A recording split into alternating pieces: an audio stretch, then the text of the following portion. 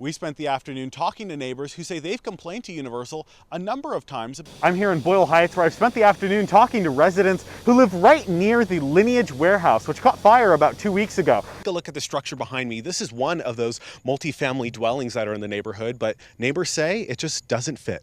There are 6 data centers here in the city of LA, but they're not the data centers that you've seen online that spark outrage and fury. These are called co-location data centers.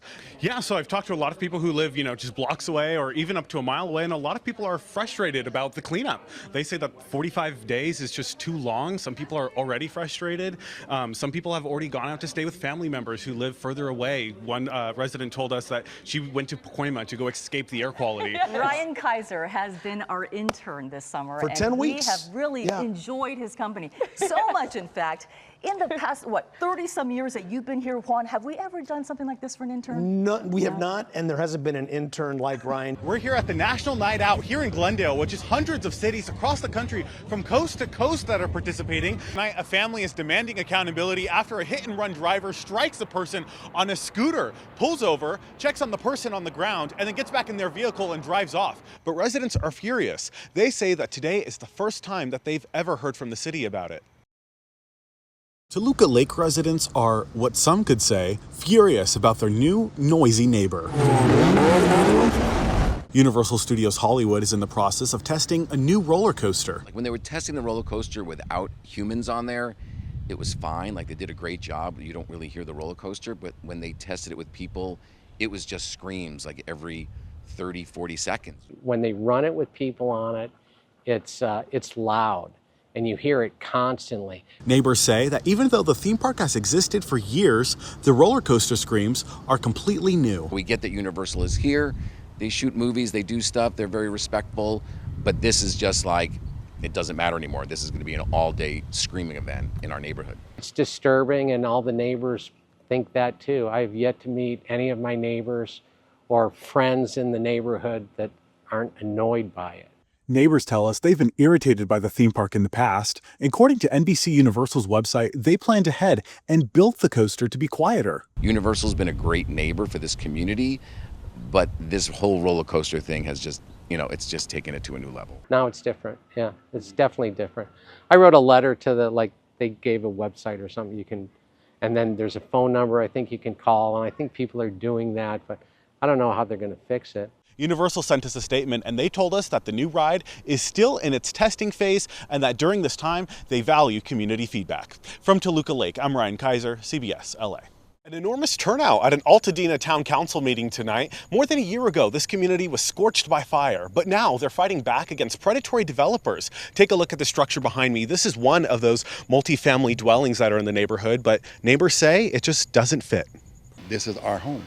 This is multiple generations of family being here, and we've watched it grow, we've watched it deteriorate, we've watched it reestablish itself. Kenneth McFeeters is one of many longtime residents of Altadena who are worried about developers building multifamily developments in their communities. California's housing laws allow for developers to build massive multifamily developments on lots intended for single-family homes. We spotted this construction project, which looks like 3 homes on one lot. We know there's got to be some new, but we need to have some regulations where the county did not step up and have a plan. Brooke Lohman lost her rental in the fires, and she's afraid of what she says are greedy developers buying up the lots. Absolutely. I mean, that's been from day one a concern for most everyone in the community. A lot of developers that have purchased multiple lots over the past year and a half, and this is one of the ways where they can maximize their profit. Kenneth and Brooke are just a couple of the many frustrated residents who filled the meeting room to capacity, leaving a long line down the driveway and onto the sidewalk. People in Altadena are upset, and I think the meeting tonight with the town council is important because the state representatives need to hear the frustration in the community. A community nervous about how the character of their neighborhoods could change forever. The bedroom community aspect of us is being deteriorated. And the state senator who represents Altadena said she's already working on a new law that could restrict what developers do. Reporting from Altadena, I'm Ryan Kiser, CBS LA. Life in the Palisades was pretty special. A very, very close community. It's been 4 months since the deadly Palisades fire destroyed thousands of structures, leaving communities in rubble. Bernadette Leonard lived in the Palisades for more than 30 years. Pretty much in shock. I mean, I'm still in shock. I mean, it's just unbelievable. I don't have words to explain. I mean, this is my community. These are all my friends. You know, it's very emotional. Her home survived, but now thousands of families are without one.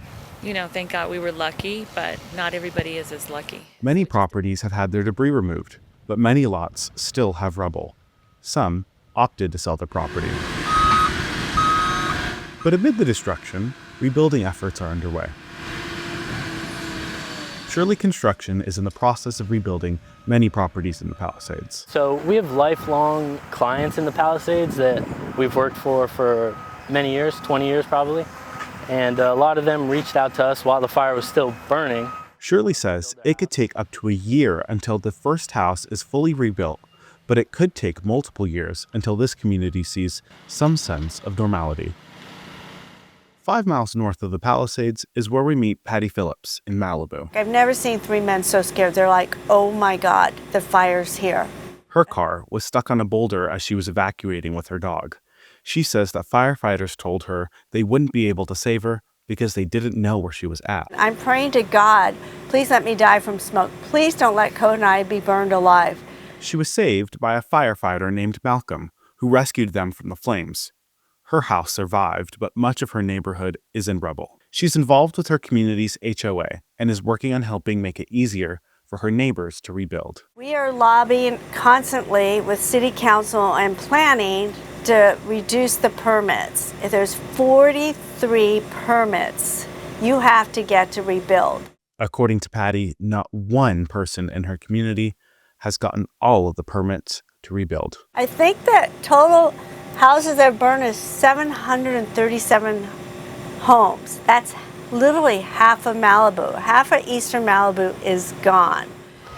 We're learning that a number of properties are currently rebuilding, though it could be a number of years until this vibrant community fully returns to normal again. From the Palisades, I'm Ryan Kiser.